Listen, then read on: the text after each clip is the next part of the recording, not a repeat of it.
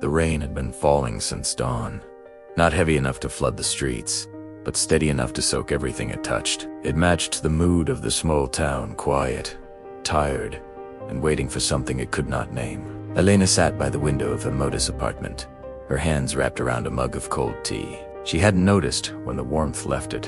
Her eyes stayed fixed on the gray sky, watching raindrops race each other down the glass. Once, she believed life had a rhythm: morning light, laughter, purpose. Now, each day felt like a question without an answer. Weeks earlier, she had lost her job. Not because she was careless, not because she lacked skill, but because the company decided she was no longer needed. The words echoed in her mind whenever the silence grew too loud. Bills piled neatly on the table, unopened letters forming a quiet accusation. Elena wasn't the kind of person who complained. She had learned long ago that pain didn't always need a voice, so she carried hers quietly. Every morning, she still woke early.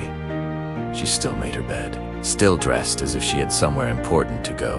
Habit was the last piece of dignity she refused to surrender. That morning, she stepped outside despite the rain. The street was nearly empty. Shops opened slowly, metal shutters groaning as if they, too, were tired of pretending everything was fine. She walked past the old bus stop and noticed an elderly man sitting there, soaked, motionless. His coat was thin, his shoes worn through at the soles. People passed without slowing. Elena hesitated. She had little enough for herself, yet something pulled her closer. "Sir," she said softly. He looked up, surprised, as if he had forgotten what it felt like to be seen. She offered him her umbrella. "You can take this." He shook his head.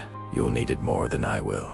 Elena smiled faintly. "I think today, you need it more." After a moment, he accepted. His hands trembled as he took it. "Thank you," he said. "You don't know what this means." She nodded, though she truly didn't. She walked away drenched, but strangely lighter.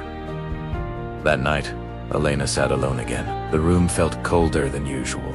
Doubt crept in like a shadow. What difference does kindness make when everything is falling apart? She bowed her head, not with perfect words, not with confidence, only honesty. "I don't know how to keep going," she whispered. "But please don't let this be the end." Days passed. The silence did not lift.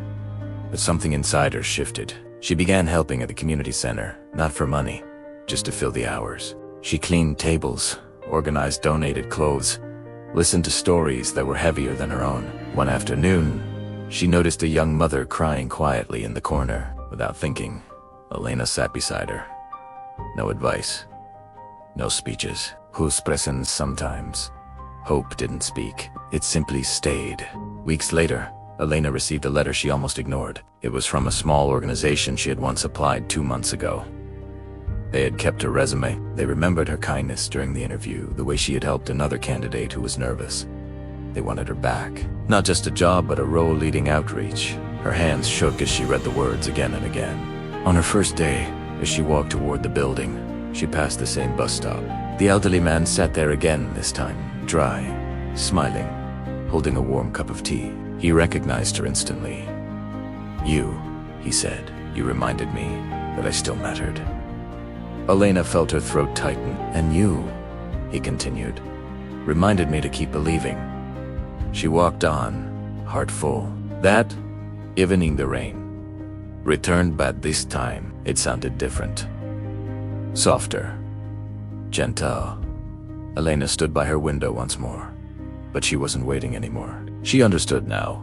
When hope seems lost, it often speaks through quiet actions, unseen sacrifices, and kindness given with nothing expected in return. Air, life, Aden tea changed all at once. The pain hadn't vanished.